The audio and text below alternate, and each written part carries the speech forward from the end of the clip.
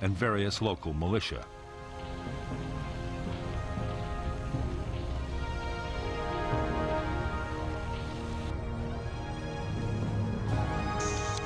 Since the United States had started rebuilding the South Vietnamese army back in 1955, the force had been organized, armed, and trained to fight large-scale battles.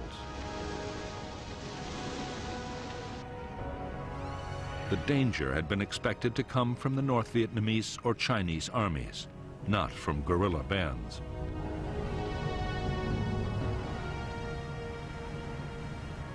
Commanders had been taught to mount big operations and to use massive firepower wherever they could. In fact, the South Vietnamese Army's entire structure and military doctrine had been copied wholesale from the United States Armed Forces.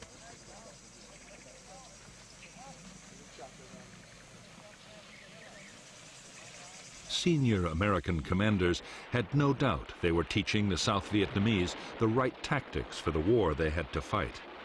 Their main worries were about leadership and morale.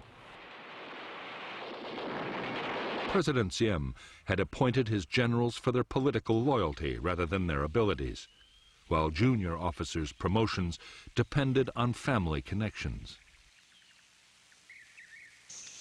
As for the men, they were sometimes so poorly supplied they had to steal food.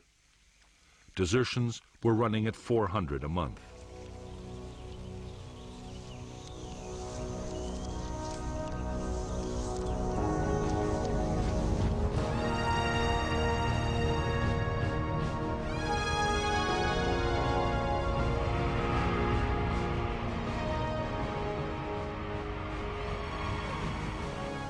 As the NLF guerrillas began recruiting and training all over South Vietnam, they quickly built up their combat forces to 17,000 men and women.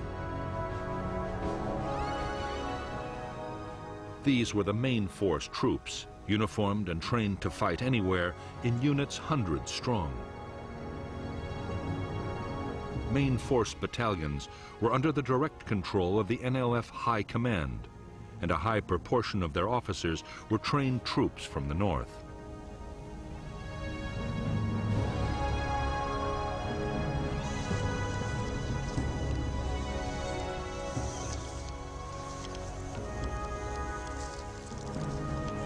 The NLF were also creating regional and local forces. Regional troops were controlled by district commanders. They were less well armed and trained than the main forces, but their scattered units could come together to create powerful formations whenever they were needed.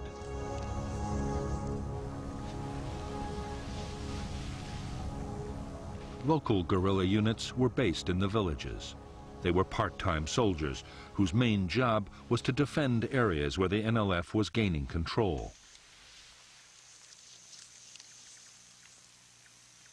In villages where the movement's influence was weaker, they served to intimidate opponents and show the wishes of the NLF were always to be taken seriously.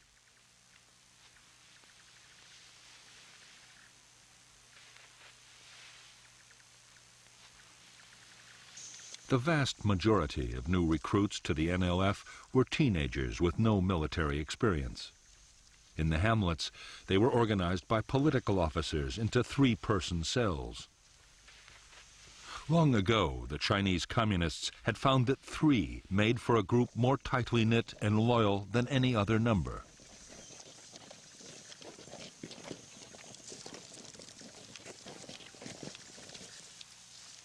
Although some weapons from the north, including Chinese mortars and machine guns, were beginning to reach NLF units, most guerrillas had to use whatever they could get. Rifles and equipment captured from the government army or left over from the French War made up the bulk of the arsenal.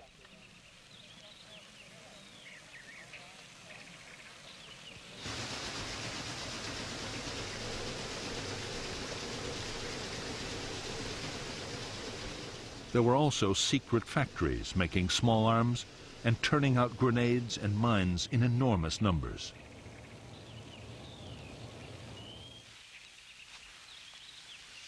Local forces depended on even more primitive weapons. Some were designed mainly to frighten intruders, but others were extremely dangerous.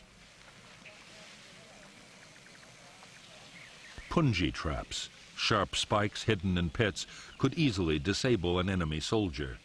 Punjis were often contaminated to increase the risks of infection.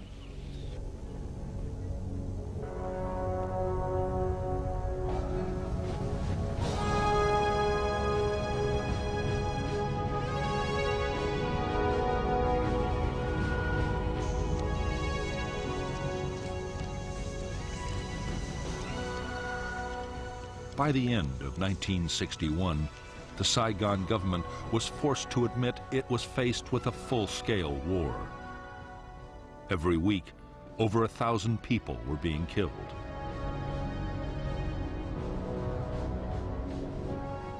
All over the country, the NLF were organizing whole districts along communist lines, controlling education, health, and agriculture.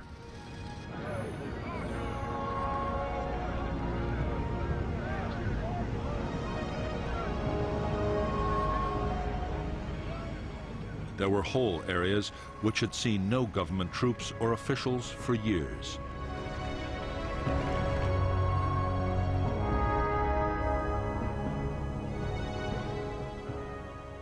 In spite of all the setbacks, American military advisors in South Vietnam were still confident the fight against the communists could be won.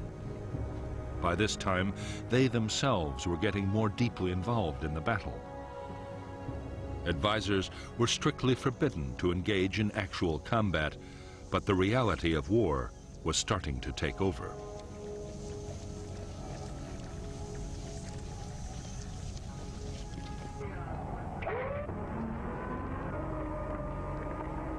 On December 11th, the helicopters promised by President Kennedy arrived at the Saigon docks. With them came 400 U.S. personnel to maintain and fly the aircraft. Within weeks, the helicopters and their American pilots would be in action on the Vietnamese battlefield.